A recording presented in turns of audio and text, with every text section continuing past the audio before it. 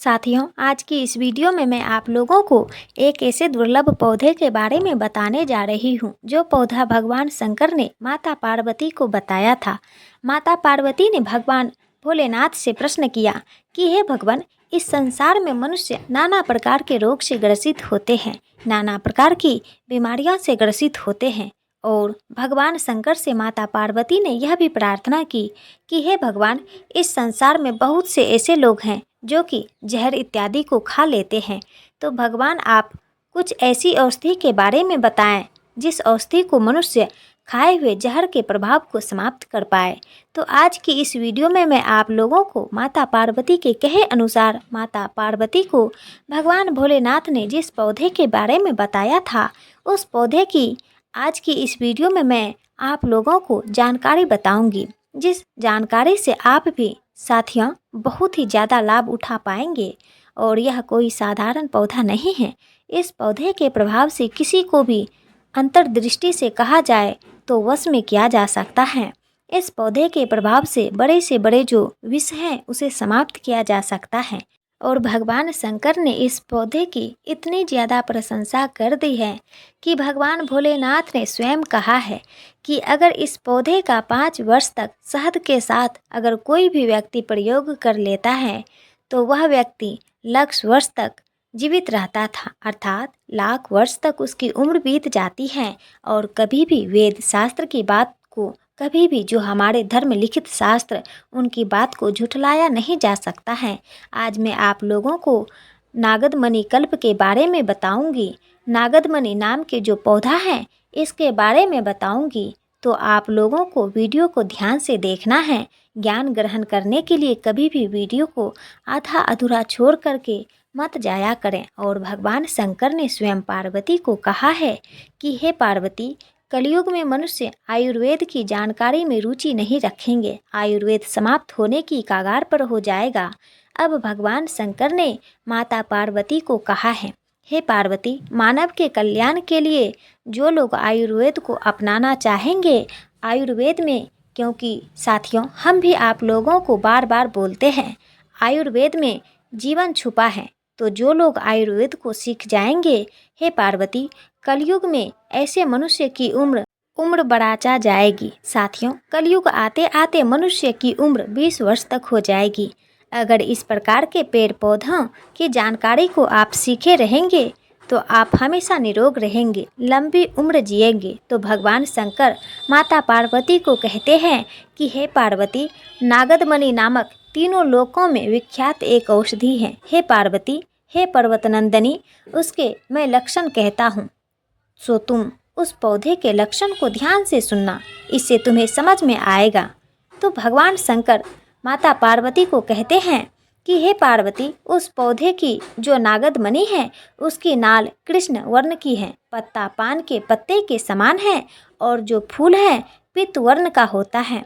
इन लक्षणों से मनुष्य नागदमणि नाम के पौधे को पहचानेंगे। हमारी वीडियो में देख सकते हैं, क्योंकि साथियों मैं आप लोगों को लक्षण के साथ साथ हम वीडियो भी बना रहे हैं, तो यह शो हो रहा है। इस प्रकार का नागदमणि का पौधा होता है। कहते हैं कि नागदमणि का जो पौधा है नागों का दमन करता है। भगवान शंकर कहते हैं कि नागदमणि का जो पौधा है सर्पों का दमन करता है। अतः नागदमणि इस नाम से बहुत ही ज़्यादा प्रसिद्ध है, अर्थात नागों का, सर्पों का जो विष है उसका यह नाश करने का काम करता है, इसलिए बहुत ही ज़्यादा यह प्रसिद्ध है। यह तीनों लोकों में मंगलय, पवित्र, श्रीगृत, स्मृति, विद्याकृति, मेधा और श्रुति, यह सब चीज़ देने वाला कहा गया है। और मनुष्य अगर इसका ज्ञान प्राप्त कर ले तो सहस्त्र वर्षों तक दीर्घजीवी होता है। ऐसा भगवान शंकर जी का कथन है कि भगवान शंकर कहते हैं कि हे पार्वती, यह जो नागदमणि का पौधा है अगर कोई व्यक्ति घर में लगाए तो शीघ्र ही यह दरिद्रता का नाश करता है, सदा सौभाग्य प्रदान करता है। और यह शांति को देने वाला, पुष्टि देने वाला, सभी कर्मों को रोकने वाला यह बहुत ही शुभ पौधा है। कहते हैं कि रण में राज, समीप में धूत, व्यवहार में पराजय स्थान पर अगर इस औषधि को कंठ में, कान में, हस्त में, सिर में धारण करें तो मनुष्य अवश्य ही विजय को प्राप्त करता है। फिर कहते हैं कि अगर कोई भी व्यक्ति नागदमणि के पौधे को दोनों बाहों में अर्थात अगर दोनों भुजाओं में, मुद्रिका में, कान में अगर इस औषधि को धारण करें तो रति और पुष्टि का वर्धन करने वाली यह औषधि सभी को वश में करता है। अर्थात अगर आप किसी को अपने वश में करना चाहते हैं, आप चाहते हैं कि आपके अनुरूप ही सामने वाला काम करे, तो जिस काम को साधने के लिए जा रहे हैं समाज में आपको जाना होता है या कोई प्रतिष्ठित व्यक्ति हैं या फिर राजनीतिक क्षेत्र से जुड़े हैं, तो ऐसे व्यक्तियों को बाहों में अर्थात अपनी भुजाओं में नागदमणि के पौधे को बांधना चाहिए, मुद्रिका में पहनना चाहिए, कान में चाहे तो पहन सकते हैं। तो इस प्रकार की औषधि को आप धारण करके जाते हैं तो सामने वाला आपको बिल्कुल ही निहारता रहेगा और आपकी बात को कभी नहीं काटेगा। यह काकचंडीश्वर कल्पतंत्र में इसका उल्लेख आपको मिलेगा।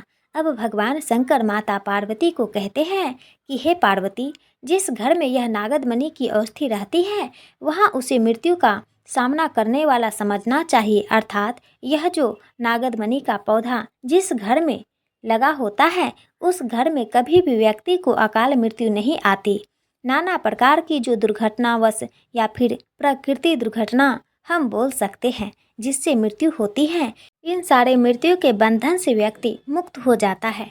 कहते हैं कि अग्नि प्रवेश में, समुद्र में और संग्राम में, व्याघ्र में राक्षस है या फिर सिंह का जो समूह है वहाँ पर जाना है, वाद विवाद में जाना है या फिर शत्रु से अगर आप संकट में घिरे हैं, तो साथियों जिसके कंठ में अर्थात जिसके गले में नागदमणि नाम की औषधि का पत्ता बंधा हो, कंठ में बंधा हो, तो ऐसे व्यक्ति का कोई भी बाल बांका नहीं कर पाता है।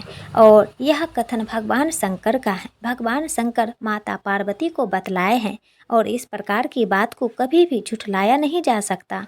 इसके बाद भगवान शंकर माता पार्वती को कहते हैं कि हे पार्वती, ईश्वर स्वरूप यह जो औषधि है यह अस्थावर अर्थात साथियों ऐसा विष जो कि क्षण मात्र में मनुष्य को भस्म कर सकता है, नष्ट कर सकता है, प्राण को ले सकता है, इस प्रकार के विष को भी क्षण मात्र में इसका अगर सेवन करा दिया जाए तो वह दूर हो जाता है।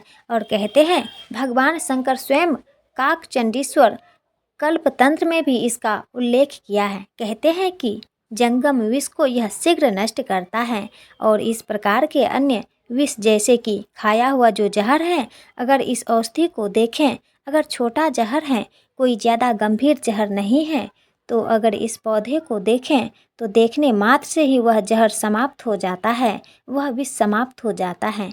और अगर इस पौधे का प्रयोग सीख जाएं, इस पौधे को खिला दें, इसके पत्ते को खिला दें, तो सभी प्रकार के जहर को समाप्त कर देता है। साथियों इसके बाद बिच्छू का दोष और सर्प का विष का अगर छुड़ाना हो तो यह पौधा रामबाण की तरह काम करता है। कैसे करना है साथियों, इसकी जो जड़ है या फिर इसके पत्ते हैं, इन्हें पीस करके बिच्छू ने डंक मारा हो वहाँ पर लगाना होता है, तो बिच्छू का जो जहर है वह दूर हो जाता है।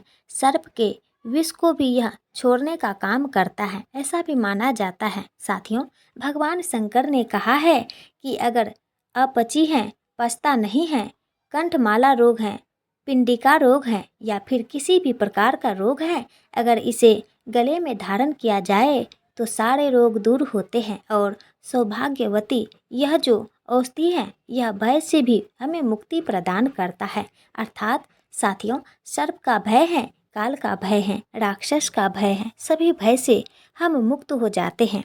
इसके बाद कहते हैं कि नागदमणि को हृदय रोग की रामबाण दवा कहा गया है। हृदय संबंधी जो रोग है उसे यह ठीक करने का काम करता है। इसके बाद भगवान शंकर ने माता पार्वती को कहा कि हे पार्वती, अगर कोई व्यक्ति नागदमणि के पौधे का प्रयोग करे तो वली और पली से रहित हो जाते हैं। अर्थात साथियों जो बुढ़ापा होता है ना, उससे व्यक्ति मुक्त हो जाते हैं। अति तेज व्यक्ति संपन्न हो जाता है, महाबलशाली हो जाता है और सहस्त्र वर्ष प्रयत्न जीवित रहता है, ऐसा भगवान शंकर जी का कथन है। और कहते हैं कि 5 वर्ष तक इसके प्रयोग से मनुष्य इसका प्रयोग कैसे करना होता है। वह भी मैं आप लोगों को अभी वीडियो के बीच में ही बताऊंगी। तो 5 वर्ष तक इसके प्रयोग से मनुष्य लाख वर्ष की आयु वाला होता है। नूतन हाथी के बल के समान उनके शरीर में बल आ जाता है, बल से संपन्न हो जाता है और अपनी इच्छा से मृत्यु को जीत सकता है। अर्थात अपनी इच्छा से मनुष्य मृत्यु को जीत लेता है। जब तक चाहे वह तब तक इस धरा पर जीवित रह सकता है। सभी प्रकार की जो व्याधि है, इन सब से वह कहा जाए तो मुक्त हो जाता है। इसके बाद भगवान शंकर माता पार्वती को कहते हैं कि हे देवी, इसका प्रयोग शहद के साथ में करना चाहिए, अर्थात जिसे हम हनी मधुर रस बोलते हैं, उसके साथ में इसके 2 पत्तों का सेवन करना चाहिए। इसके बाद कहते हैं कि मधु के साथ अगर मिलाकर लिंग पर अगर इसका लेप किया जाए तो यन संपन्न नारी को भी वश में किया जा सकता है। घृत के साथ अर्थात घी के साथ मिलाकर के योनि पर अगर इसके पत्ते को पीस करके लेप किया जाए, घी के साथ मिला करके 2 बूंद जो स्त्री हैं जो कि बच्चा देने में समर्थवान नहीं है, ऐसी स्त्री भी बच्चा देने में सामर्थ्यवान हो जाती है, गर्भधारण हो जाता है। इस जानकारी को हमेशा मैं बता रही हूँ, किसी पेन कॉपी में नोट करके रखा करें। यह बाद में चल के बहुत काम आती है और सभी प्रकार के जहर को, सभी प्रकार के विष को यह उतारने का काम करता है।